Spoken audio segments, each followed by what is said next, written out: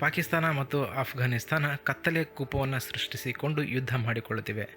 ಪಾಕಿಸ್ತಾನ ಇಂಡಿಯಾದ ದಾಯಾದಿ ರಾಷ್ಟ್ರ, ಅಫ್ಘಾನಿಸ್ತಾನ ಐತಿಹಾಸಿಕವಾಗಿ ಗಾಂಧಾರ ದೇಶ.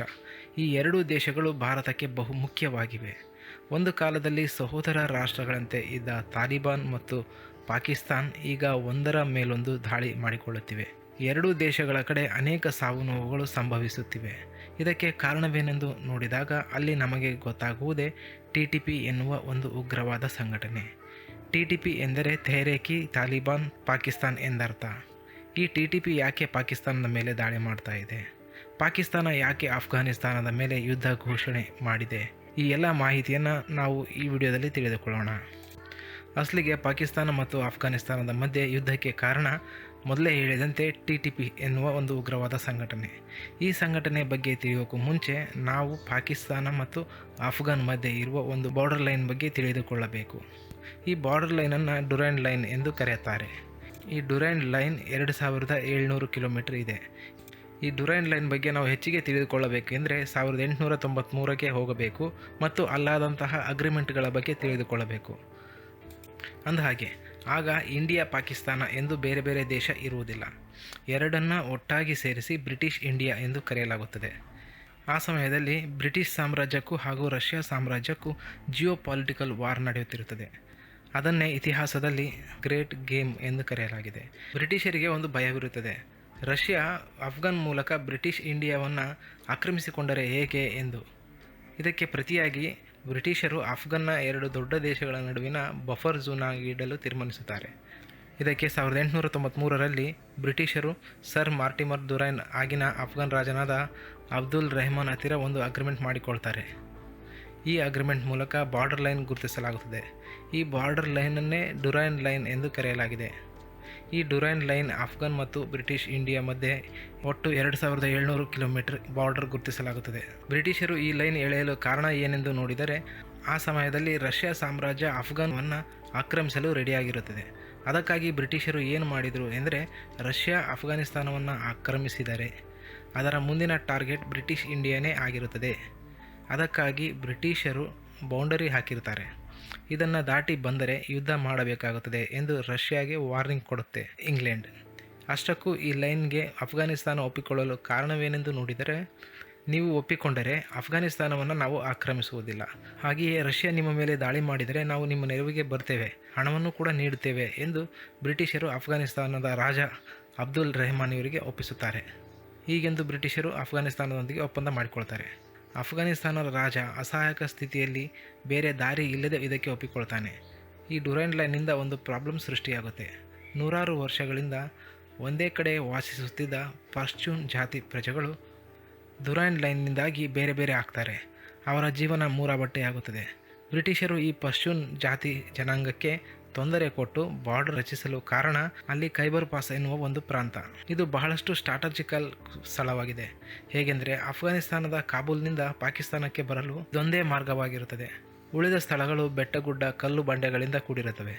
ಒಂದು ವೇಳೆ ರಷ್ಯನ್ ಸಾಮ್ರಾಜ್ಯ ಅಫ್ಘಾನಿಸ್ತಾನವನ್ನು ಆಕ್ರಮಿಸಿದರೆ ನಂತರ ಬ್ರಿಟಿಷ್ ಇಂಡಿಯಾವನ್ನು ಆಕ್ರಮಿಸಲು ಈ ಖೈಬರ್ ಪಾಸ್ ಮೂಲಕನೇ ಬರಬೇಕು. ಅದಕ್ಕೆ ಬ್ರಿಟಿಷರು ಖೈಬರ್ ಪಾಸ್ ಬ್ರಿಟಿಷ್ ಇಂಡಿಯಾದೊಳಗೆ ಸೇರಿಸಿಕೊಳ್ತಾರೆ. ಹೀಗೆ ಮಾಡಿದರೆ ರಷ್ಯಾ ಅಫ್ಘಾನಿಸ್ತಾನವನ್ನು ವಶಪಡಿಸಿಕೊಂಡು ಬ್ರಿಟಿಷ್ ಇಂಡಿಯಾಗೆ ಬಂದರೆ ಖೈಬರ್ ಪಾಸ್ ಮೂಲಕ ಗೇಟ್ ಕ್ಲೋಸ್ ಮಾಡಿ ಶತ್ರುಗಳನ್ನು ಒಳಗೆ ಬರದಂತೆ ತಡೆಯಬಹುದು. ಅದಕ್ಕಾಗಿ ಬ್ರಿಟಿಷರು ಪಶ್ತೂನ್ ಜಾತಿ ಜನಾಂಗ ಬೇರೆ ಬೇರೆ ಮಾಡಿ ಡುರಾಂಡ್ ಲೈನ್ ಹಾಕಿರ್ತಾರೆ. ಇಂಡಿಯಾದಲ್ಲಿ ಬ್ರಿಟಿಷರು ಇರುವವರೆಗೂ, ಅಫ್ಘಾನಿಸ್ತಾನದಲ್ಲಿ ರಾಜರ ಆಳ್ವಿಕೆ ಇರುವವರೆಗೂ ಯಾವುದೇ ಸಮಸ್ಯೆ ಆಗಿರಲಿಲ್ಲ.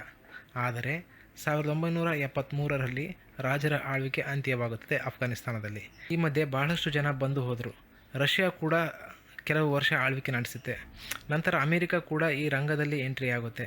ಅಂದಹಾಗೆ ಅಮೆರಿಕ ಪಾಕಿಸ್ತಾನದ ಮೂಲಕ ತಾಲಿಬಾನಿಗಳಿಗೆ ರಷ್ಯಾ ವಿರುದ್ಧ ಹೋರಾಡಲು ಹಣ ಶಸ್ತ್ರಾಸ್ತ್ರಗಳನ್ನು ಪೂರೈಸುತ್ತಿರುತ್ತದೆ. 1992ರಲ್ಲಿ ಅಫ್ಘಾನಿಸ್ತಾನದಲ್ಲಿ ತಾಲಿಬಾನ್ ಆಳ್ವಿಕೆ ಬರುತ್ತದೆ.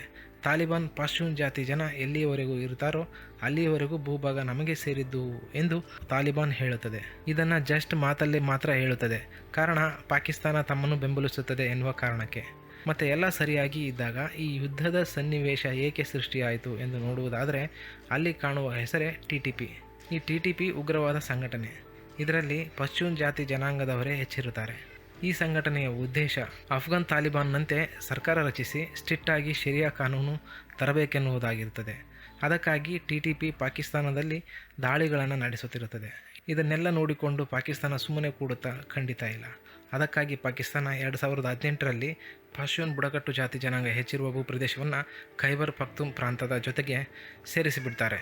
ಇದರ ಜೊತೆಗೆ ಸೆಮಿ ಆಟೋನಮಿ ತೆಗೆದುಹಾಕುತ್ತದೆ. ಈ ಸೆಮಿ ಆಟೋನಮಿ ಎಂದರೆ ಅವರವರ ಭೂಪ್ರದೇಶವನ್ನು ಅವರೇ ಆಡಳಿತ ನೋಡಿಕೊಳ್ಳುವುದಾಗಿರ್ತದೆ. 2018ರಲ್ಲಿ Pakistan federal administrative tribal area ಆರ್ಟ್ಸ್ ಎಂದು ಪ್ರಾವಿಷನ್ಸ್ನಲ್ಲಿ ಮಿಕ್ಸ್ ಮಾಡಿಕೊಳ್ಳುತ್ತದೆ. ಇಂಡಿಯಾದಲ್ಲಿ ರಾಜ್ಯಗಳು ಇದ್ದ ಹಾಗೆ ಪಾಕಿಸ್ತಾನದಲ್ಲಿ ಪ್ರಾವಿಷನ್ಸ್ ಇರುತ್ತದೆ. TTP ಗ್ರೂಪ್ಸ್ ಪಾಕಿಸ್ತಾನದ ಈ ತೀರ್ಮಾನವನ್ನು ವಾಪಸ್ ತೆಗೆದು ಮರಳಿ ಬುಡಕಟ್ಟು ಜನಾಂಗಗಳಿಗೆ ಸೆಮಿ ಆಟೋನಮಿ ಕೊಡಬೇಕೆಂದು ಡಿಮ್ಯಾಂಡ್ ಮಾಡುತ್ತದೆ. ಪಾಕಿಸ್ತಾನ ಇದಕ್ಕೆ ಒಪ್ಪುವುದಿಲ್ಲ. ಮೊದಲೇ TTPಯಲ್ಲಿ ಪಾಶ್ತೂನ್ ಬುಡಕಟ್ಟು ಜನಾಂಗದ ಜನರೇ ಹೆಚ್ಚು. ಅವರಿಗೆ ಅನ್ಯಾಯವಾದರೆ ಅವರು ಸುಮ್ಮನೆ ಇರ್ತಾರಾ? ಖಂಡಿತ ಇಲ್ಲ. ಹಾಗಾಗಿ ಪಾಕಿಸ್ತಾನದ ಮೇಲೆ ದಾಳಿಗಳನ್ನು ಮತ್ತಷ್ಟು ಹೆಚ್ಚು ಮಾಡ್ತಾರೆ. TTP ಮೇನ್ ಅಫ್ಘಾನ್ನಿಂದ ದಾಳಿ ಮಾಡುತ್ತದೆ. ಯಾವಾಗ 2021ರಲ್ಲಿ ತಾಲಿಬಾನ್ ಅಫ್ಘಾನ್ನಲ್ಲಿ ಅಧಿಕಾರಕ್ಕೆ ಬರ್ತದೋ TTP ದಾಳಿ ಪಾಕಿಸ್ತಾನದ ಮೇಲೆ ಮತ್ತಷ್ಟು ತೀವ್ರವಾಗುತ್ತದೆ. ಅದಕ್ಕೆ ಪಾಕಿಸ್ತಾನ ಅಫ್ಘಾನ್ಗೆ ಹೇಳುತ್ತಲೇ ಬರುತ್ತದೆ, ನಿಮ್ಮ ಭೂಭಾಗದ ಕಡೆಯಿಂದ TTP ಗ್ರೂಪ್ಸ್ ಹೆಚ್ಚು ದಾಳಿಗಳನ್ನು ನಮ್ಮ ದೇಶದ ಮೇಲೆ ಮಾಡ್ತಾ ಇದೆ, ಅದನ್ನು ನೀವು ಕಂಟ್ರೋಲ್ ಮಾಡಿ ಎಂದು. ಆದರೆ ಅಫ್ಘಾನ್ ತಾಲಿಬಾನ್ ಇದನ್ನು ಕಂಟ್ರೋಲ್ ಮಾಡಲು ಇಷ್ಟಪಡಲ್ಲ. ಏಕೆಂದರೆ ಅಫ್ಘಾನ್ ತಾಲಿಬಾನ್ ಹಾಗೂ TTP ಮಧ್ಯೆ ಶೇರ್ ಐಡೆಂಟಿಟಿ. ಅಫ್ಘಾನ್ ತಾಲಿಬಾನ್ ಹಾಗೂ TTP ಮಧ್ಯೆ ಭಾಳಷ್ಟು ಸಾಮ್ಯತೆ ಇದೆ. ಇಬ್ಬರೂ ಪಾಶ್ತೂನ್ ಜಾತಿಯ ಜನಾಂಗದವರು. ಹಾಗಾಗಿ ಇಬ್ಬರೂ ಶರಿಯಾ ಕಾನೂನನ್ನು ಪ್ರೋತ್ಸಾಹಿಸುತ್ತಾರೆ. ರೀಸನ್ ನಂಬರ್ 2, ಕಳೆದ 20 ವರ್ಷಗಳಿಂದ ಅಫ್ಘಾನ್ನಲ್ಲಿ ಅಮೆರಿಕದೊಡನೆ ಯುದ್ಧ ಮಾಡಿದ ಸಮಯದಲ್ಲಿ ತಾಲಿಬಾನ್ ಮತ್ತು TTP ಕೂಡಿಕೊಂಡೇ ಅಮೆರಿಕದ ಜೊತೆ ಕೆಲಸ ಮಾಡಿರುತ್ತವೆ. ISK ಭಯ, ಇಸ್ಲಾಮಿಕ್ ಸ್ಟೇಟ್ ಖೊರಾಸಾನ್. ಅಫ್ಘಾನ್ TTP ಮೇಲೆ ಒತ್ತಡ ಹೇರಿ ಇದನ್ನು ಕಂಟ್ರೋಲ್ ಮಾಡಲು ಹೋದರೆ ಇವರು ಎಲ್ಲಿ ISK ಜೊತೆ ಸೇರ್ತಾರೆ ಎನ್ನುವ ಭಯ. ಅಸಲಿಗೆ ISK ತಾಲಿಬಾನ್ನ ದೊಡ್ಡ ಶತ್ರು. ಹೀಗೆ ಇತರರೊಂದಿಗೆ ಸೇರುವುದಕ್ಕಿಂತ TTP ಸ್ವತಂತ್ರವಾಗಿ ಇರುವುದೇ ಒಳ್ಳೆಯದು ಎನ್ನುವುದು ಅಫ್ಘಾನ್ ತಾಲಿಬಾನ್ ಪ್ಲಾನ್. ಹೀಗಿರುವಾಗ TTP ಪಾಕಿಸ್ತಾನದ ಮೇಲೆ ತನ್ನ ದಾಳಿಯನ್ನು ಮುಂದುವರಿಸುತ್ತಲೇ ಇರುತ್ತದೆ. ಇದಕ್ಕೆ ಪ್ರತಿಯಾಗಿ ಪಾಕಿಸ್ತಾನವು ಕೂಡ ಅಫ್ಘಾನಿಸ್ತಾನದ ಮೇಲೆ ಏರ್ ಸ್ಟ್ರೈಕ್ ಮಾಡುತ್ತಲೇ ಇದೆ. ಈ ದಾಳಿಗಳು ಅತಿರೇಕಕ್ಕೆ ಹೋಗುತ್ತಿದ್ದಾಗ ಕತಾರ್, ಟರ್ಕಿ, ಸೌದಿ ಅರೇಬಿಯಾ ಈ 3 ದೇಶಗಳು ಪಾಕಿಸ್ತಾನ ಮತ್ತು ಅಫ್ಘಾನಿಸ್ತಾನಗಳ ಮಧ್ಯೆ ಚರ್ಚೆ ನಡೆಸಿ ಇನ್ನು ಮುಂದೆ 2 ದೇಶಗಳು ಪರಸ್ಪರ ದಾಳಿ ಮಾಡಿಕೊಳ್ಳಬಾರದು, TTPಯನ್ನು ತಾಲಿಬಾನ್ ಸರ್ಕಾರ ಕಂಟ್ರೋಲ್ ಮಾಡಬೇಕು ಎಂದು ಅಗ್ರಿಮೆಂಟ್ ಆಗುತ್ತವೆ. ಎಲ್ಲ ಚೆನ್ನಾಗಿಯೇ ಇರುತ್ತದೆ. ಅಷ್ಟರಲ್ಲಿ ಇಸ್ಲಾಮಾಬಾದ್ ಒಂದು ಮಸೀದಿಯ ಹತ್ತಿರ TTP ಗ್ರೂಪ್ ಆತ್ಮಾಹುತಿ ಬಾಂಬ್ ದಾಳಿ ನಡೆಸುತ್ತೆ. ಇದರಲ್ಲಿ ಅಮಾಯಕ ಜನ ಸಾವನ್ನಪ್ಪುತ್ತಾರೆ. ಇದರ ನಂತರ ಪಾಕಿಸ್ತಾನ TTP ಇರುವ ಸ್ಥಳಗಳ ಮೇಲೆ ಏರ್ ಸ್ಟ್ರೈಕ್ ಮಾಡುತ್ತದೆ. ಇಲ್ಲಿ ಮತ್ತದೇ ಅಮಾಯಕ ಜನರ ಬಲಿಯಾಗುತ್ತದೆ. ಇದಕ್ಕೆ ಪ್ರತಿಯಾಗಿ TTP ಪಾಕಿಸ್ತಾನದ ಮೇಲೆ ಡ್ಯೂರಾಂಡ್ ಲೈನ್ ಮೂಲಕ ದಾಳಿ ಮಾಡುತ್ತದೆ. ಹೀಗೆ ದಾಳಿ ಪ್ರತಿದಾಳಿಗಳು ನಡೆಯುತ್ತಲೇ ಇವೆ. ಇದರಲ್ಲಿ ಇಂಡಿಯಾದ ರೂಲ್ ಏನಂತ ನೋಡುವುದಾದರೆ, ಯಾವಾಗಲೂ ತಾಲಿಬಾನ್ ಕಂಡ್ರೆ ಭಾರತಕ್ಕೆ ಆಗುತ್ತಿಲ್ಲ. ಆದರೆ ಈ ಕಾಲ ಬದಲಾಗಿದೆ. ತಾಲಿಬಾನ್ ಹೇಳುತ್ತದೆ ಭಾರತ ನಮ್ಮ ಹೊಸ ಗೆಳೆಯ ಎಂದು. ಪಾಕಿಸ್ತಾನ ಹಾಗೂ ತಾಲಿಬಾನ್ ದಾಳಿಗಳು ಪ್ರತಿದಾಳಿಗಳು ಡ್ಯೂರಾಂಡ್ ಲೈನ್ ವಿಚಾರಗಳ ಮಧ್ಯೆ ಭಾರತ ಸ್ಟ್ರಾಟಜಿಕಲ್ ಕೆಲಸ ಮಾಡಿಕೊಳ್ಳುತ್ತಿದೆ. ಪಾಕಿಸ್ತಾನವನ್ನು ಬೈಪಾಸ್ ಮಾಡುವುದು. ಸ್ನೇಹಿತರೆ, ಅಫ್ಘಾನಿಸ್ತಾನ ಒಂದು ಕಾಲದಲ್ಲಿ ಸಮುದ್ರ ನೋಡಬೇಕೆಂದರೆ ಕರಾಚಿ ಮೂಲಕ ಬರಬೇಕಿತ್ತು. ಈ ಇಂಡಿಯಾ ಇರಾನ್ನ ಚಾಬಹಾರ್ ಬಂದರು ಉಪಯೋಗಿಸಿಕೊಂಡು ಟ್ರೇಡ್ ಮಾಡಬಹುದು. ಇದರೊಂದಿಗೆ ಅಫ್ಘಾನಿಸ್ತಾನ ಪಾಕಿಸ್ತಾನದ ಮೇಲೆ ಇದ್ದ ಸಂಪೂರ್ಣ ಕಂಟ್ರೋಲ್ ತಪ್ಪಿ ಹೋಗಿದೆ. ಇಂಡಿಯಾ ಅಫ್ಘಾನ್ ಜೊತೆ ಅಕ್ಟೋಬರ್ 25ರಂದು ಏರ್ ಸ್ಟ್ರೈಕ್ ಕಾರಿಡಾರ್ ರಿಸ್ಯೂಮ್ ನೀಡುತ್ತದೆ.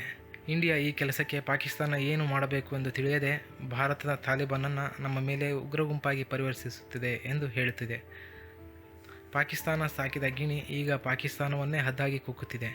ಯಾವ ಭಾರತ ಅಫ್ಘಾನ್ನಲ್ಲಿ ಬರಬಾರದು ಎಂದು ಪಾಕಿಸ್ತಾನ ಅಂದುಕೊಂಡಿತ್ತೋ ಅದೇ ಭಾರತ ಅಫ್ಘಾನಿಸ್ತಾನದಲ್ಲಿ ರಾಯಭಾರಿ ಕಚೇರಿ ತೆಗೆದು ಡೀಲ್ಸ್ ಸೆಟಲ್ಮೆಂಟ್ ಮಾಡಿಕೊಳ್ಳುತ್ತಿದೆ.